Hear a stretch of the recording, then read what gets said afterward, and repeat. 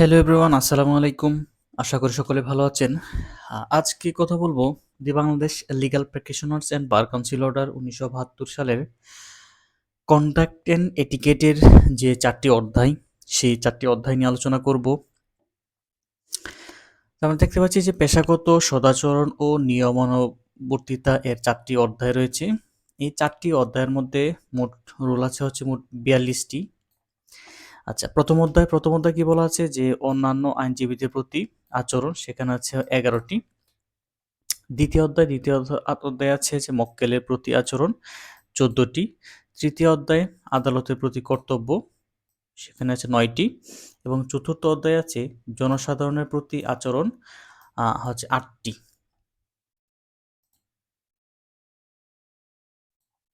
তাহলে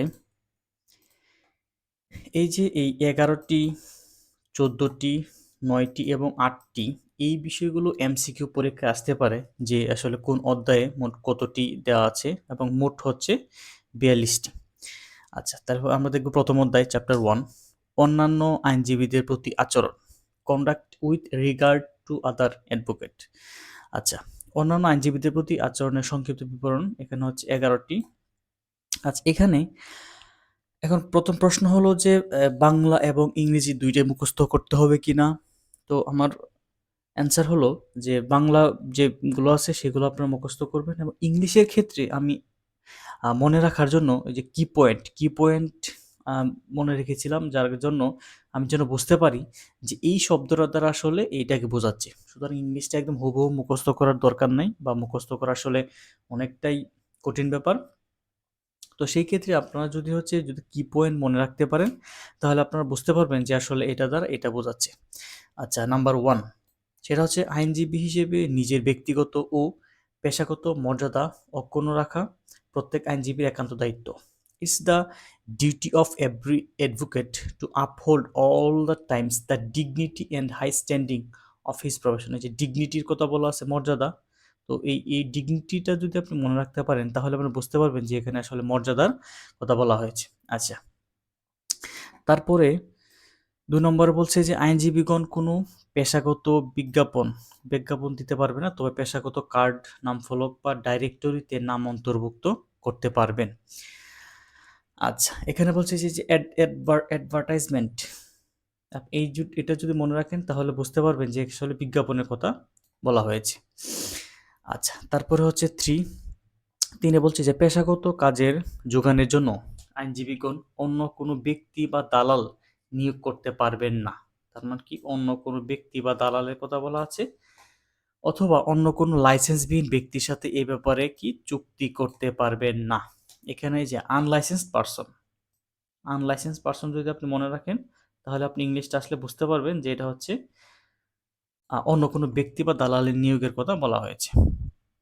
আচ্ছা, তারপরে ৪ নম্বর হচ্ছে যে একজন আইনজীবী অন্য আইনজীবীর অনুপস্থিতিতে উক্ত আইনজীবীর সম্মতি ব্যতি রেখে তার মক্কেলের সাথে কোনো তর্কিত বিষয় প্রকাশ করবেন না। অবশ্য একতরফা রায়ের ক্ষেত্রে এই নিয়ম প্রযোজ্য নয়।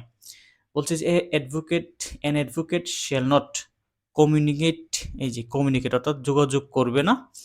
আর এখানে হচ্ছে absence and without the consent of such advocate. তার মানে এখানে বলছে যে অন্য আইনজীবীর অনুপস্থিতিতে। তো আপনার অ্যাবসেন্স এবং এই কমিউনিকেটেড, এই দুইটা ওয়ার্ড মনে রাখলে আপনি বুঝতে পারবেন যে আসলে এই রুলের কথা বলা হয়েছে। আচ্ছা, তারপরে হচ্ছে ৫ বলছে যে প্রকাশ্য আদালতে প্রতিপক্ষের অনুপস্থিতিতে কোনো বিচারকের সম্মুখে কোনো বিষয় উপস্থাপন করবেন না। আচ্ছা, আমরা এখানে একটা কনফিউশন সৃষ্টি হয়, এই বিচারকের কোনো বিষয় যদি আমরা দেখি, তাহলে সেটা প্রথমে ভুল হওয়ার সম্ভাবনা থাকে যে এটা আমরা মনে করি যে সেটা সম্ভবত আদালতের প্রতি কোনো কর্তব্যের কথা বলা হয়েছে। সেটা আমরা হচ্ছে এটা মনে করি যে আদালতের প্রতি কোনো কর্তব্যের কথা বলা হয়েছে কিনা। কিন্তু না, এখানে একমাত্র এতে বলা আছে যে বিচারকদের সম্পর্কে বলা আছে, কিন্তু সেটা হলো চ্যাপ্টার 1 এ অন্যান্য আইনজীবীদের প্রতি আচরণের যে অধ্যায়, সেখানে বলা আছে, কিন্তু সেই বিষয়টা হচ্ছে বিচারক সংক্রান্ত। তো এটা একটু খেয়াল রাখতে হবে, এজন্য এটা হচ্ছে ইম্পর্টেন্ট যে প্রকাশ্য আদালতে প্রতিপক্ষের অনুপস্থিতিতে কোনো বিচারকের সম্মুখে কোনো বিষয় উপস্থাপন করবেন না। এই যে জাজ or judicial officer in open court, তাহলে আপনি হচ্ছে এই ২ টা শব্দ মনে রাখলে বুঝতে পারবেন যে এটা এখান থেকে আসছে। এটা পরীক্ষায় আসলে হুট করে মনে হয় যে এটা আসলে কোন অধ্যায়ে যাবে। তো এইজন্য এইটা একটু ভিন্ন রকম, সুতরাং এটা একটু মাথায় রাখতে হবে এবং এটা আসার সম্ভাবনা খুব বেশি পরীক্ষাতে। আচ্ছা, তারপর হচ্ছে ৬ নাম্বার হচ্ছে যে মক্কেল একাধিক আইনজীবী নিয়োগ করতে চাইলে তাকে বাধা দেওয়া যাবে না। এই যে এডিশনাল অ্যাডভোকেট, এডিশনাল অ্যাডভোকেটস যদি আপনারা এই সেন্টেন্সটা মনে রাখেন, এই ওয়ার্ডটা মনে রাখেন, তাহলে আপনারা বুঝতে পারবেন যে এখানে বলা আছে যে মক্কেল একাধিক আইনজীবী নিয়োগ করতে চাইলে তাকে বাধা দেওয়া যাবে না। আচ্ছা, তারপরে ৭ নাম্বার হচ্ছে যে আইনজীবীগণ ব্যক্তিগত বিবাদ ও সংঘাত পরিহার করবেন। Clients not advocates are the litigants. এটা অলরেডি পরীক্ষাতে আসছে যে এই যে পার্সোনাল পার্সোনাল কোলোকুইজ, এই বিষয়টা আর হচ্ছে যে এই যে সবচেয়ে বড় ব্যাপার হচ্ছে যে এটা আসছিল পরীক্ষাতে সরাসরি, এটা ছিল যে clients not advocates are the litigants. এখানে হচ্ছে আহ, প্রতিপক্ষরা অ্যাডভোকেটরা নয়, তারা হচ্ছে মামলার পক্ষ। সুতরাং আইনজীবীগণ ব্যক্তিগত বিবাদ ও সংঘাত পরিহার করবেন। আচ্ছা, তারপরে হচ্ছে ৮ নম্বর বলছে আইন সেবা দ্বারা প্রাপ্ত ফি চুক্তি অনুযায়ী, কি এখানে ফি এর কথা বলা আছে, চুক্তি অনুযায়ী অন্যান্য আইনজীবীদের মধ্যে বন্টন হবে, তবে আইনজীবী ব্যতীত অন্য কারোর মধ্যে উক্ত অর্থ বা ফি ভাগাভাগি হবে না। এই যে এনি পার্সন, অন্য কোনো ব্যক্তি, এনি পার্সন, হ্যাঁ, এনি পার্সনের মধ্যে এই যে নো ডিভিশন, কোনো ভাগ বা বিভক্ত করা যাবে না অন্যান্য ব্যক্তিদের মধ্যে, আইনজীবী ব্যতীত। আচ্ছা, তারপরে হচ্ছে ৯ যে প্রত্যেক আইনজীবী বার কাউন্সিল প্রণীত তালিকাভুক্তির বিধান অনুসারে পদাধিকারের বিধান মেনে চলবে। এখানে আর্টিকেল অফ প্রেসিডেন্স এইটা মনে রাখলে আপনারা বুঝতে পারেন যেখানে আসলে পদাধিকারের কথা বলা আছে। আচ্ছা, তারপরে হচ্ছে ১০-এ বলছে যে জুনিয়র আইনজীবীরা সিনিয়র আইনজীবীদেরকে অবশ্যই সম্মান দেখাবে এবং সিনিয়র আইনজীবীরা জুনিয়রদেরকে স্নেহের দৃষ্টিতে সহায়তা করবেন। এই যে রেসপেক্টফুল টু সিনিয়র, থাকলে বুঝতে পারবেন যে এখানে আসলে সম্মানের বিষয়টা বলা আছে। আচ্ছা, তারপর হচ্ছে ১১ হচ্ছে কোনো মামলায় এক পক্ষের অধিক আইনজীবী থাকলে সেক্ষেত্রে সিনিয়র আইনজীবী মামলা পরিচালনা করবেন এবং জুনিয়রগণ তাকে সহায়তা করবেন। এই যে মোর দেন ওয়ান অ্যাডভোকেট যদি থাকে তখন তখন এই বিষয়টা আসবে। এখানে একটা প্রশ্ন হলো যে এগুলো একদম সিরিয়ালি ১০, ১১ এগুলো মেনটেন করে পরীক্ষার খাতায় লিখতে হবে কিনা, বিশেষ করে রিটেনের ক্ষেত্রে। যদি আপনি লিখতে পারেন তাহলে ভালো, আর যদি আপনি সিরিয়াল মনে না থাকে তাও অসুবিধা নেই, আপনি যদি চ্যাপ্টারের নামটা লিখতে পারেন, হ্যাঁ, যে অমুক চ্যাপ্টারে ওইটা বলা আছে তাহলেই হবে। একদম সিরিয়াল ১, ২, ৩ বা ১০, ১১, ১২ এগুলো একদম মনে রাখার প্রয়োজন নেই। আচ্ছা, তারপরে হচ্ছে আমরা দ্বিতীয় অধ্যায়ে চলে আসলাম যে মক্কেলদের প্রতি আচরণ, conduct with regard to clients. আচ্ছা, ক্লায়েন্টদের প্রতি কি কয়টা আছে? ১৪টি আছে মক্কেলের সাথে আচরণের সংক্ষিপ্ত বিবরণ। আচ্ছা, প্রথম হলো কোনো আইনজীবী মক্কেলের নালিশি সম্পত্তি কিংবা তার কোনো বিষয়বস্তুতে কোনো অধিকার বা স্বার্থ অর্জন করতে পারবেন না। An advocate shall not acquire an interest adverse to a client in the property or interest involved in the case. আচ্ছা, তারপরে এই যে শ্যাল নট অ্যাকর্ড, এটা এখান থেকে মনে রাখতে হবে। তারপরে হচ্ছে ২ নম্বরে আছে যে আইনজীবীগণ মামলা সম্পর্কিত যাবতীয় বিষয়ে সর্বদা মক্কেলের গোপনীয়তা রক্ষা করে চলবেন। এখানে মক্কেলের গোপনীয়তার কথা বলা আছে। এখানে হচ্ছে যে কনফিডেন্সিয়াল ইনফরমেশন, কনফিডেন্সিয়াল মানে হচ্ছে গোপনীয়, কনফিডেন্সিয়াল ইনফরমেশন, এই বিষয়টা মনে রাখতে হবে। আচ্ছা, ৩ নম্বরে হচ্ছে যে মামলার প্রতিপক্ষের সাথে আইনজীবীদের কোনোরূপ আত্মীয়তা বা সম্পর্ক থাকলে সেক্ষেত্রে মামলা গ্রহণের পূর্বে আইনজীবী তা অবশ্যই তার মক্কেলকে অবগত করবেন। এই ইন্টারেস্ট, তারও যদি কোনো ইন্টারেস্ট থাকে এবং হচ্ছে হুইজ রিলেশন, তার যদি কোনো সম্পর্ক থাকে অবশ্যই এটা সে মক্কেলকে অবশ্যই জানাইতে হবে। আচ্ছা, ৪র্থ নম্বর বলছে যে একই আইনজীবী বাদী ও বিবাদী উভয় পক্ষে প্রতিনিধিত্ব করতে পারবেন না, অর্থাৎ একজন আইনজীবী উভয় পক্ষে প্রতিনিধিত্ব করতে পারবেন না। An advocate shall not represent conflicting interest, এটাও পরীক্ষাতে আসছিল যে একজন অ্যাডভোকেট দুই পার্টির পক্ষে প্রতিনিধি হিসেবে দায়িত্ব পালন করবে না। আচ্ছা, ৫ নম্বরে হচ্ছে যে কোনো আইনজীবী মামলা পরিচালনার জন্য নিজের পারিশ্রমিক ফি বাবদ তার মক্কেলের সম্পত্তি ক্রয় বা বন্ধক রাখতে পারবে না। এই যে বেনামি পারচেজ করতে পারবে না, সেটা হচ্ছে যে কোনো প্রবেট হতে পারে, ফোরক্লোজার অথবা জুডিশিয়াল সেল, এগুলোতে অংশগ্রহণ করতে পারবে না বা সেগুলো ক্রয় বা বন্ধক রাখতে পারবে না। আচ্ছা, তারপরে হচ্ছে ৬ নম্বর যে আইনজীবী তার মক্কেলের কোনো সম্পত্তি বা টাকার সাথে নিজের সম্পত্তি বা টাকা মেশাবেন না। An advocate shall not commingle the property, report to the client the receipt by him of any money or other property belonging to such client. এই যে কমিঙ্গেল এই শব্দটা আমি এটা বিষয় মনে রাখতাম, কারণ এটা একটা পরীক্ষাতে আসছিল অলরেডি। এই কমিঙ্গেল শব্দটা যদি আমরা মনে রাখতে পারেন তাহলে বুঝতে পারবেন যে এখানে সম্পত্তি বা টাকার সাথে নিজের সম্পত্তি বা টাকা মেশানোর যে বিষয়টা এই কথাটা বলা আছে। আচ্ছা, তারপরে হচ্ছে ৭, যে কোনো আইনজীবী কোনো মক্কেলকে যে কোনো ধরনের মামলা করতে প্ররোচিত করবেন না। এই যে সেল নট অ্যাডভাইস দিবে না। হ্যাঁ? আর হচ্ছে make it proper for him, যেটা তার জন্য যথাযথ সেটা দিবে। শুধু এমনিতেই মামলা করতে প্ররোচিত করবে না।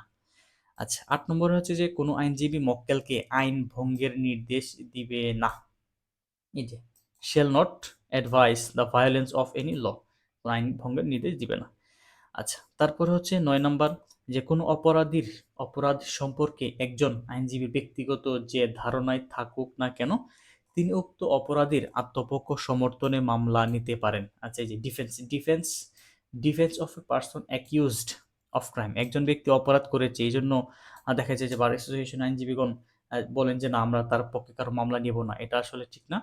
যে অবশ্যই কোনো অপরাধী সম্পর্কে একজন আইনজীবীর ব্যক্তিগত যে ধারণায় থাকুক না কেন তিনি উক্ত অপরাধীর আত্মপক্ষ সমর্থনে মামলা নিতে পারেন। আচ্ছা, এই যে no person may be deprive, বঞ্চিত হবেন of life and liberty except by due process of ল।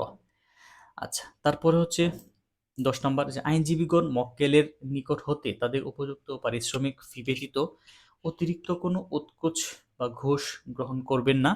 কোনো আইনজীবীর অনুরোধে বা কোনো আইনজীবীর বিধবা স্ত্রী কিংবা কোনো অসহায় এতিম সন্তানদের বেলায় বিশেষ বিবেচনা সাপেক্ষে অথবা বিনা ফিতে মামলা পরিচালনা করা প্রত্যেক আইনজীবীর নৈতিক দায়িত্ব। এখানে যে ক্লায়েন্টস এবিলিটি টু পে, আরেকটা হচ্ছে যে স্পেশাল অ্যান্ড কাইন্ডলি কনসিডারেশন, এই যে widows and অরফান of an advocate, এই বিষয়গুলো থাকলে আপনারা বিষয় চিন্তা করবেন যে যে পারিশ্রমিকের যে বিষয়টা সেখানে বলা আছে, এবং হয় যে বিধবা স্ত্রী অত অত অসহায় এতিম সন্তানদের এই বিষয়টা বলা আছে। আচ্ছা, তারপরে হচ্ছে যে ১১ নম্বরে হচ্ছে যে আইনজীবীগণ মক্কেলের সাথে ফি বা পারিশ্রমিক বিষয়ে কোনো বিরোধে জড়াবেন না। কন্ট্রোভার্সিস উইথ ক্লায়েন্টস, এই যে to be avoided by the advocate, অবশ্যই অ্যাডভোকেট এটা সেটা অ্যাভয়েড করবে। আচ্ছা, তারপর হচ্ছে ১২, যে মক্কেলদের স্বার্থের খাতিরে মক্কেলদের মামলায় নিযুক্ত আইনজীবী ব্যক্তিগত বিশ্বাসের বশবর্তী হয়ে যুক্তিতর্ক প্রকাশ করবেন না। ব্যক্তিগত বিশ্বাসের বশবর্তী হয়ে কোনো যুক্তিতর্ক প্রকাশ করবেন না। এই যে পার্সোনাল বিলিফ, তিনি ব্যক্তিগতভাবে যা বিশ্বাস করেন সেটার উপর ভিত্তি করে তিনি যুক্তিতর্ক প্রকাশ করবে না। এটা হচ্ছে যে পার্সোনাল বিলিফ। আচ্ছা, তারপরে হচ্ছে যে এটা আসছে এই লাস্ট লাইনটা দিয়ে পরীক্ষাতে আসছিল যে কি বলা আছে, যে in doing his professional duty to his client he must obey the voice of his own conscience and not that of his client, এটা পরীক্ষাতে আসছিল, লাস্ট লাইন দেওয়া ছিল। আচ্ছা, তারপরে হচ্ছে ১৩তে বলছে যে ন্যায় বিচারের স্বার্থে প্রয়োজন ছাড়া কোনো আইনজীবী মক্কেলের জন্য আদালতে সাক্ষী দেওয়া থেকে বিরত থাকবেন। আইনজীবী মামলার সাক্ষী হলে তিনি উক্ত মামলা পরিচালনা করবেন না। এই যে উইটনেস, সাক্ষীর কথা বলা আছে, উইটনেস ফর হিজ ক্লায়েন্ট। তারপর হচ্ছে যে leave the trial of the case to another advocate, অন্য অ্যাডভোকেটের কাছে পাঠাইতে হবে। আচ্ছা, an advocate should avoid testifying in the court on behalf of his client, এই বিষয় যদি বলা থাকে তাহলে বুঝতে পারবেন যে হচ্ছে মামলার সাক্ষীর যে বিষয়টা সেই বিষয়ে বলা আছে, এবং হচ্ছে মামলা পরিচালনা করতে পারবে না সেই বিষয়টা বলা আছে বা বলা হয়েছে। আচ্ছা, তারপর হচ্ছে নিযুক্ত আইনজীবী বিপক্ষের আইনজীবীকে যথাযথ প্রয়োজনে সময়ের প্রার্থনা মঞ্জুর করতে রাজি করতে পারেন। এক্ষেত্রে মক্কেল বলতে পারবে না যে তার আইনজীবী তার কথার বাহিরে কাজ করেছে। যে not affecting the merits of the case in a trial nor working substantial prejudice. আরেকটা হচ্ছে যে there in repugnant to his own sense of honour and propriety. এই ক্ষেত্রে এই বিষয়টা যে সময় প্রার্থনা, আমরা হচ্ছে টাইম পিটিশন যে দেয় সে বলতে পারবে না যে সে তার কথার বাহিরে অর্থাৎ মক্কেলের কথার বাহিরে কাজ করেছে। আচ্ছা, তারপরে হচ্ছে আমরা দেখব যে তৃতীয় অধ্যায় আদালতের প্রতি দায়িত্ব, ডিটি টু দ্য কোর্টস, এখানে হচ্ছে ৯টি আদালতের প্রতি অ্যাডভোকেটের সংক্ষিপ্ত বিবরণ। ১ নম্বরে আছে যে একজন আইনজীবীর কর্তব্য আদালতকে সম্মান করা এবং আদালতের প্রতি সর্বদা সম্মানজনক দৃষ্টিভঙ্গি গ্রহণ করা। আচ্ছা, এই যে towards the courts a respectful attitude. আচ্ছা, এই বিষয়টা দেখলে আপনারা বুঝতে পারবেন যে এখানে আদালতের প্রতি সম্মানের যে বিষয়টা সেটা বলা আছে। আচ্ছা, তারপরে হচ্ছে ২ নম্বরে হচ্ছে যে একজন আইনজীবী কোনো মক্কেলকে এমনভাবে পরামর্শ দিবে না যাতে মক্কেলের সাক্ষীর দ্বারা সমন জারির পদ্ধতি ব্যাহত হয়, কিংবা মক্কেল তার বিষয়ে তথ্য গোপন রাখতে পারে, কিংবা অন্যভাবে তার সাক্ষ্যকে অকার্যকর করা হয়। এই যে to avoid service of process or conceal himself, আর যে টেস্টিমনি আনএভেইলেবল, এই যে বিষয়গুলো খেয়াল রাখতে হবে, তাহলে বুঝতে পারবেন যে সমনের যে বিষয়টা ছিল সেই বিষয়টা বলা হয়েছে। আচ্ছা, ৩ নম্বর হচ্ছে যে একজন আইনজীবী কখনোই বিচারকে ভুল তথ্য দিবেন না, অথবা বিপক্ষের আইনজীবীর বা হচ্ছে কোনো সাক্ষীর বা কোনো বইয়ের বা আইনের ভুল বা মিথ্যা উদ্ধৃতি দিবেন না, এই যে নট ইন্টেনশনালি মিসকোট টু এ জাজ। তারপরে হচ্ছে উইটনেস, এই যে আর্গুমেন্ট, এই বিষয়গুলো মনে রাখলে আপনি হচ্ছে বুঝতে পারবেন যে এখানে যে বিচারককে যে ভুল তথ্য দেওয়ার যে বিষয়টা ছিল সেটা বলা আছে। আচ্ছা, তারপর ৪ নম্বর হচ্ছে যে কোন আইনজীবী বিচারকের খাস কামরায় গিয়ে কোনো মামলার ভালো মন্দ গুণাগুণ আলাপ করবেন না, অথবা বিচারকের সাথে কোনো ব্যক্তিগত সম্পর্ক গড়ে তুলবেন না। এই যে মার্ক অ্যাটেনশন, এই যে আনইউজুয়াল হসপিটালিটি অ্যাডভোকেট টু এ জাজ অর জুডিশিয়াল অফিসার, এই যে পার্সোনাল রিলেশন, ব্যক্তিগত কোনো সম্পর্ক গড়ে তুলবেন না। আচ্ছা, তারপরে হচ্ছে ৫ নম্বর যদি আমরা দেখি, ৫ নম্বর হচ্ছে যে ফৌজদারি মামলায় সরকার পক্ষের আইনজীবীর প্রাথমিক দায়িত্ব হচ্ছে সাজা দেওয়া নয়, বরং ন্যায় বিচার নিশ্চিত করা, এবং এবং এজন্য তিনি কোনো ঘটনা বা সাক্ষ্য কোনোভাবে লুকাবেন না। আচ্ছা, এই যে নট টু কনভিক্ট, এই যে দ্য জাস্টিস ইজ ডান। হ্যাঁ, কনসিলিং অফ উইটনেস, কনসিলিং হচ্ছে গোপন, সুতরাং তিনি হচ্ছে এই কনসিলিং থাকলে বুঝবেন যে সেটা যে গোপন করার যে বিষয়টা সেটা বলা আছে, এবং ন্যায় বিচার নিশ্চিত করার বিষয়টা বলা আছে। আচ্ছা, তারপর ৬ নম্বর হচ্ছে যে বিচারাধীন মামলা সম্পর্কে কোনো আইনজীবী পত্রিকায় কোনো বিবৃতি প্রকাশ করবেন না, পাবলিকেশনস ইন নিউজ পেপার, এটুক থাকলে বুঝতে পারবেন যে আসলে এখানে যে পত্রিকায় কোনো বিবৃতি প্রকাশের যে বিষয়টা ছিল সেটা সেই ব্যাপারে বলা আছে। আচ্ছা, তারপরে হচ্ছে ৭ নম্বর হচ্ছে যে বিচারক নিয়োগে রাজনৈতিক বিবেচনার প্রতিবাদ করা প্রত্যেক আইনজীবীর দায়িত্ব। এই যে to prevent political consideration, judicial fitness এর ক্ষেত্রে political consideration and appointment and selection of জাজেস, এই বিষয়গুলো থাকলে বুঝবেন যে রাজনৈতিক বিবেচনার যে বিষয়টা সেই ব্যাপারে বলা আছে। আচ্ছা, তারপরে হচ্ছে ৮ নম্বরে হচ্ছে যে আদালত কোনো মামলা শুনানি বা মামলা চলাকালীন সময়ে সংশ্লিষ্ট আইনজীবীকে আদালতে উপস্থিত থাকতে হবে, এবং কোনো কারণে উপস্থিত থাকতে না পারলে বিকল্প ব্যবস্থা গ্রহণ করতে হবে। আচ্ছা, এখানে বলছে যে অ্যাপিয়ার ইন দ্য কোর্টে উপস্থিত এর ব্যাপারে বলা আছে, আর যে এই যে স্যাটিসফ্যাক্টরি অল্টারনেটিভ অ্যারেঞ্জমেন্ট, বিকল্প কোনো ব্যবস্থা করবে, এটা থাকলে বুঝতে পারবেন যে বিকল্প ব্যবস্থার কথা বলা আছে, এবং আদালতে উপস্থিতির যে বিষয়টা সেটা বলা আছে। আচ্ছা, তারপর হচ্ছে ৯ নম্বরে হচ্ছে আদালত আমন্ত্রণ না জানালে কোনো আইনজীবী স্বেচ্ছায় মামলা সম্পর্কে আদালতে কোনো মতামত দিবেন না। আদালত কর্তৃক আমন্ত্রণ জানালে দায়িত্বশীলতার সাথে মতামত দিতে হবে, যে রিফ্রেন ফ্রম বিরত থাকা, ভলান্টারিং হিজ লিগ্যাল অপিনিয়ন। তারপর হচ্ছে যে ইম্পার্শিয়ালি, যে regard to the interest of any party, যদি আদালত অনুমতি দেন তাহলে তিনি দায়িত্বশীলতার সাথে মতামত দিবেন, এই যে এখানে মতামত দেওয়ার বিষয়টা এখানে বলা আছে।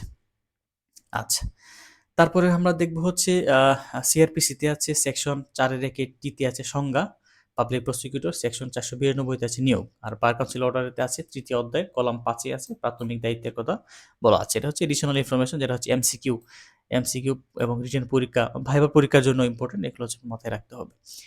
আচ্ছা, তারপর আমরা দেখব যে 4র্থ অধ্যায় জনগণের প্রতি আচরণ, ডিউটি টু দ্য কোর্ট। আচ্ছা, জনগণের প্রতি আচরণের সংক্ষিপ্ত বিবরণ সেখানে হচ্ছে 8টি।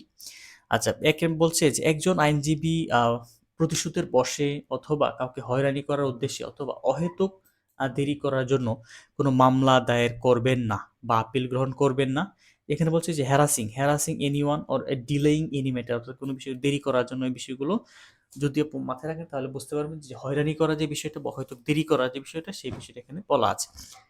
আচ্ছা, ২ নম্বরে বলছে যে একজন আইনজীবী অপর পক্ষের মক্কেল বা সাক্ষীদের প্রতি কোনরূপ বিরূপ বা বিদ্বেষ মনোভাব গ্রহণ করবেন না। তাদের ন্যায় ও সুবিচারের দৃষ্টিতে দেখতে হবে, তাদের সাথে ভালো আচরণ, ভালো ব্যবহার করবেন। আচ্ছা, treat adverse witnesses and parties with fairness and due consideration. হ্যাঁ, এটা থাকলে আপনার এই কি পয়েন্টগুলো মাথায় রাখলে আপনি বুঝবেন যে হচ্ছে যে বিদ্বেষ মনোভাবের বিষয়টা বলা হচ্ছে, আর হচ্ছে ন্যায় এবং সুবিচারের দৃষ্টি দেখতে হবে, সেটা হচ্ছে আপনার মনে পড়বে, তখন আপনি লিখতে পারবেন। বিশেষ করে রিটেন পরীক্ষা খুব বেশি কাজে লাগে। আচ্ছা, ৩ নম্বর হচ্ছে যে কোনো দেওয়ানি মামলা বা ফৌজদারি মামলার আত্মপক্ষ সমর্থনে শুধুমাত্র অন্য পক্ষকে অহেতুক হয়রানি করার জন্য হলে তখন আইনজীবী এরূপ মামলা গ্রহণ করবেন না। হয়রানির বিষয়ে বলা আছে যে intended to merely to harass or to injure the opposite party যদি থাকে, তাহলে আসলে চিন্তা করবেন যে অহেতুক হয়রানির বিষয়টা বলা আছে। তাহলে এই এই রুলটার কথা মনে থাকলে আপনি পরীক্ষায় লিখতে পারবেন খুব সহজে।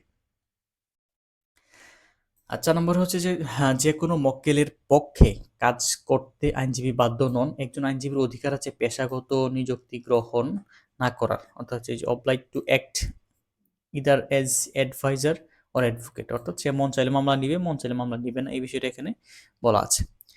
আচ্ছা, তারপর হচ্ছে ৫ এ হচ্ছে যে আইনের প্রতি অশ্রদ্ধাপূর্ণ কোনো বিষয় নিয়ে কোনো আইনজীবী কোনো মক্কেল গ্রহণ করবেন না। এই যে disloyalty to the law। হুম? এটা হচ্ছে মনে রাখতে হবে যে তাহলে আইনের প্রতি যে অশ্রদ্ধাপূর্ণ যে বিষয়টা সেটা বলা আছে। আচ্ছা, তারপরে হচ্ছে যে এখানে হচ্ছে যারা প্রাইভেট ট্রাস্ট, তারপর হচ্ছে an honest man, patriot, loyal citizen, এই বিষয়গুলো দিয়ে আপনারা হচ্ছে এটা মনে রাখতে পারেন। ৬ নম্বর হচ্ছে যে পেশাগত দায়িত্বে কোনো আইনজীবী কোনো সরকারি কর্মকর্তা, অফিস, বোর্ড, কমিটিতে নিজেকে উপস্থাপন করার পূর্বে অবশ্যই তার পরিচয় এবং যার পক্ষে উপস্থিত হয়েছে তার পরিচয় প্রকাশ করবে। Public officer, board, committee or অন্য কোনো বডির সামনে যদি আসে তাহলে যে হি ইজ অ্যান অ্যাডভোকেট এটা অবশ্যই তার পরিচয় দিবে, এবং সে যে ব্যক্তির পক্ষে সেখানে উপস্থিত হয়েছে সেই বিষয়টার পরিচয় প্রকাশ করবে। আচ্ছা, তারপরে হচ্ছে ৭ নম্বর হচ্ছে যে পূর্বে বিচারিক দায়িত্বে কাজ করেছেন এমন কোনো বিষয়ের উপর আইনজীবী কোনো পেশাগত নিযুক্তি গ্রহণ করবেন না। কোনো আইনজীবী পূর্বে কোনো সরকারি পদে অধিষ্ঠিত থাকলে উক্ত পদে থেকে অবসর নেওয়ার পর উক্ত পদে অধিষ্ঠিত থাকাকালীন সময়ে যেসব বিষয় নিয়ে তদন্ত বা কাজ করছে সেসব বিষয়ে পেশাগত নিযুক্তি গ্রহণ করবেন না। এই যে previously acted in a judicial capacity, সে যদি জুডিশিয়াল অফিসার হিসেবে কাজ করে অথবা কোনো পাবলিক অফিসার হিসেবে কাজ করে, তাহলে সেই বিষয়ে সে পেশাগত নিযুক্তি গ্রহণ করবেন না। আচ্ছা, তারপরে হচ্ছে ৮ নম্বর যে একজন আইনজীবী অন্য কোনো পেশায় বা ব্যবসায় মালিক বা পার্টনার হিসেবে অথবা চাকরিজীবী হিসেবে কাজ করবেন না। এই যে আদার প্রফেশন অর বিজনেস, হ্যাঁ, ওর অ্যাক্টিভ পার্টনার হিসেবে কাজ করবেন, সেখানে কাজ করবেন না। আচ্ছা, এখানে একটা এডিশনাল ইনফরমেশন আছে যে যদি legal practitioners and bar council act ১৮৬৫ এর ৪৮ কিউ ধারা অনুযায়ী পাকিস্তান আমলে প্রণীত হয়েছিল ৪টি নীতিমালার অধ্যায়, বর্তমানে সেগুলোই আমাদের বলবৎ আছে। আচ্ছা, তারপরে হচ্ছে যে এই বিষয়গুলোই ছিল যে কন্ডাক্ট অ্যান্ড এটিকেট সম্পর্কে।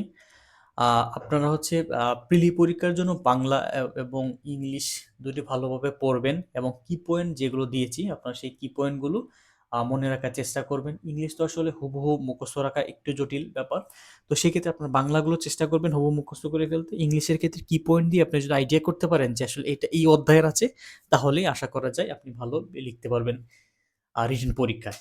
তো এই ছিল আজকের ক্লাস। আশা করছি পরবর্তী অন্য কোনো ক্লাসে দেখা হবে। সে পর্যন্ত ভালো থাকবেন, সুস্থ থাকবেন। আসসালামু আলাইকুম।